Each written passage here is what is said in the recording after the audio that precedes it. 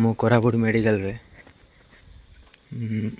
ଆଜି ରାତି 12:50 ଘଣ୍ଟେ ହେବ ବେ ଆଉ ଗୋଟେ 10-8 ମିନିଟ୍ ଅଛି, ଘଣ୍ଟେ ହେଇଗଲାଣି ବୋଧେ କି।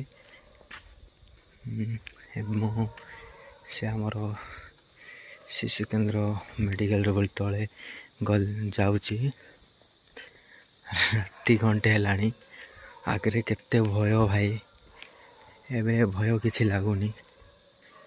ବଟ୍ ମଣିଷ ଜୀବନରେ କେତେବେଳେ ସୁଖ କେତେବେଳେ ଦୁଃଖ ଆସେ କିଏ ବି ଜାଣିପାରୁନାହାନ୍ତି ହେଲା। ମାତ୍ର ସୁଖ ଥିଲେ ଏଇଟା କରିବି ସେଇଟା କରିବି, ଦୁନିଆ ମୋର ହିଁ ବୋଲି କହିବେ।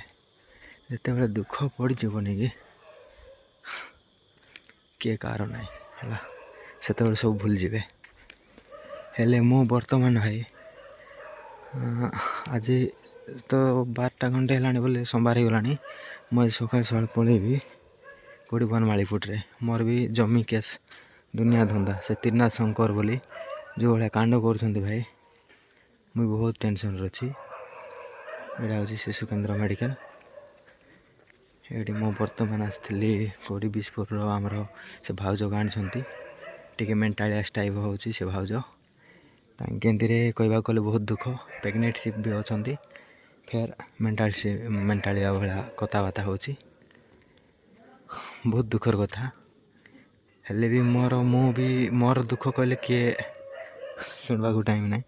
ମୁଁ ବି ଲୋକର ଦୁଃଖ ଦେଖିପାରୁନାହିଁ। ଏ ବର୍ତ୍ତମାନ ଶିଶୁ କେନ୍ଦ୍ର ମେଡ଼ିକାଲରେ ଏବେ ଅଛି। ବର୍ତ୍ତମାନ କେତେ ଘଣ୍ଟେ ହେଲାଣି। ଏବେ ଘରକୁ ଯିବି, ମୁଁ ବି ଟିକେ ରେଷ୍ଟ ନେବି ଆଉ ବନମାଳିପୁର ବାହାରିବି ସକାଳ ପାନ୍ତିଆରେ ଯାଇକରି ଆମଟା ବି ଡିସାଇଡ଼୍ କରିବୁ କ'ଣ ହେବ।